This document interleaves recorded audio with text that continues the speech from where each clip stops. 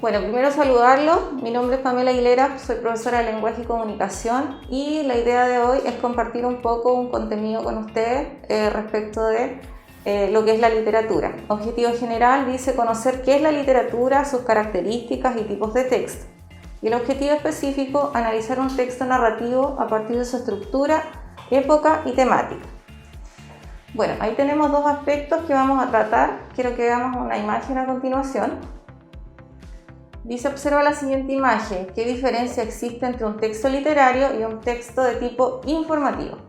Bueno, el primero que podemos ver ahí es Alicia en el País de las Maravillas, que es un cuento clásico conocido de tipo infantil, y el segundo es un texto que se llama Las 6 claves sobre la vacuna contra la influenza en Chile.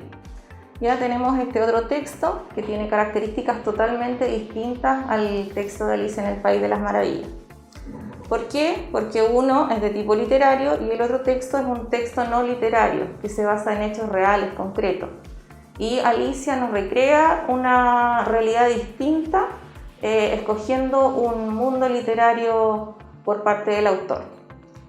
Las obras literarias nos presentan mundos creados a partir del lenguaje que pueden ser muy similares al nuestro, o bien bastante diferentes. Para ello, el autor crea un espacio, un tiempo, personajes, narradores, acciones. De esta manera, da forma a un nuevo universo que no necesariamente está regido por las leyes de la realidad. Y es aquí cuando en la literatura nosotros encontramos una variedad de textos que toman distintos temas y que ocurren en distintas épocas, que los ambientes son diferentes. De ahí, ¿cierto?, la variedad de lectura que existe dentro del universo literario.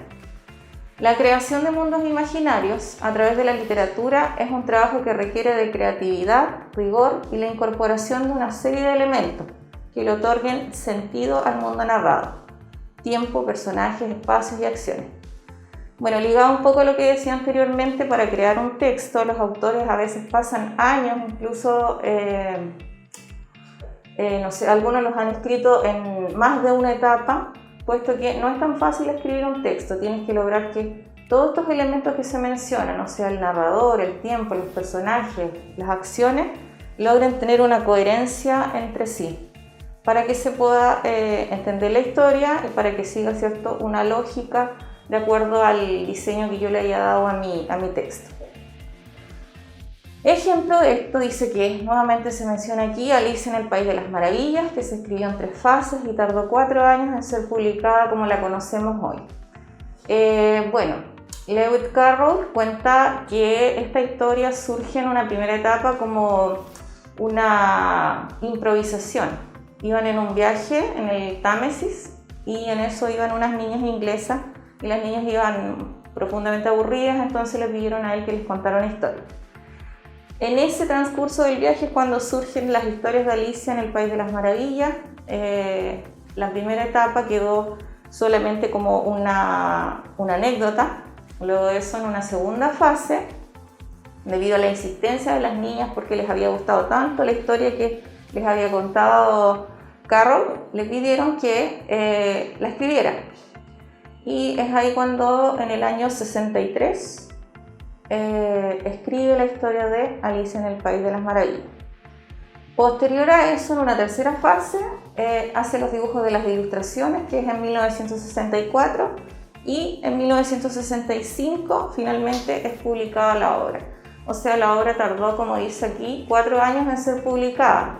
Y aquí corroboramos nuevamente lo que yo decía anteriormente, que la literatura requiere de creatividad, rigor y la incorporación de una serie de elementos que le otorguen sentido. O sea, no es tan fácil pensar en escribir una historia, pero todos estamos capacitados para poder escribir un texto siempre y cuando respetemos, ¿cierto?, las reglas de la literatura y nos basemos en ellas para escribir nuestro manuscrito, lo que queramos, ¿cierto?, de acuerdo a la tendencia o el tema que nos agrade más. Bueno, una vez haberle comentado, ¿cierto?, esto de Alicia en el País de las Maravillas, les quiero contar un poco acerca de lo que es la literatura. La literatura es un arte que emplea palabras como modo de expresión, igual que el pintor lo hace con el color y las líneas. O sea, La literatura nos permite, ¿cierto?, dar a conocer un sinnúmero de ideas, introducirnos en un mundo imaginario, como la fantasía, el mundo maravilloso, de poder recrear realidades. Nos da un sinfín de oportunidades de poder hacer distintas cosas y por eso se le considera también que es un arte. Existen textos literarios, tenemos las novelas, los cuentos, los poemas y las obras teatrales. Bueno, existen muchos tipos de textos, pero los principales que yo quise señalar aquí son estos 4, que la novela, el cuento, son textos de tipo narrativo, el poema que tiene que ver con la lírica y las obras teatrales que tienen que ver con el género dramático. La segunda parte dice aquí lenguaje literario. Los textos literarios utilizan un lenguaje cuidado, lleno de belleza y recursos expresivos que lo diferencian del lenguaje común que empleamos a diario. No es un lenguaje, como decíamos en la primera parte, simple, no es que a nosotros se nos ocurra escribir desde lo que salió de nuestra cabeza, ¿cierto?, al papel, sino que esto todo requiere un tratamiento en que yo tengo que hacer un trabajo con mi texto, utilizar los recursos que tengo a disposición en la literatura y luego de eso, ¿cierto?, edito y viene después la fase ya de publicación. En cuanto a los temas, son múltiples los temas de la literatura, pero los más frecuentes son el amor, como por ejemplo en Romeo y Julieta, que es un libro que se basa justamente en el romanticismo. Tenemos el paso del tiempo, la libertad, la naturaleza, los viajes. Respecto a la naturaleza, en el periodo del romanticismo se escribieron muchos textos que tienen que ver con la naturaleza. Y de los viajes, bueno, podríamos nombrar por ejemplo a Ulises, la Odisea, podríamos nombrar la Ilíada también como otro texto, que tratan justamente estos temas de la literatura. Las obras literarias pueden estar escritas en prosa o en verso. ¿Qué quiere decir esto? En prosa es cuando escribimos en el cuaderno de reglón a reglón, ¿ya? Y no tiene un ritmo, ni una sonoridad, ni tampoco hay rima. Distinto de esto es el verso, que son líneas cortas, tienen ritmo, sonoridad, rima. Y aquí tenemos la poesía. Por el otro lado tenemos, ¿cierto?, el cuento y la novela, que están escritas en prosa, y tenemos la poesía que está escrita en verso. Ahora también el cuento y la novela en ocasiones incorpora el verso dentro de sus textos. Puede haber una fusión, una mezcla. Los géneros literarios son los grandes grupos con los que se clasifican las obras literarias. Principalmente son la lírica, la narrativa y el teatro. Como decía anteriormente, la lírica, que está ligada a la poesía, la narrativa, que está ligada con los cuentos y con las novelas, y el teatro, que está más bien destinado a ser representado en un escenario público, y son las obras de teatro que conocemos. Bueno, por último, darles otro ejemplo que tiene que ver también con la narrativa de un texto muy famoso que quiero que veamos acá, que es Don Quijote de la Mancha. Bueno, Don Quijote de la Mancha también, ¿cierto?, es una obra de tipo narrativo.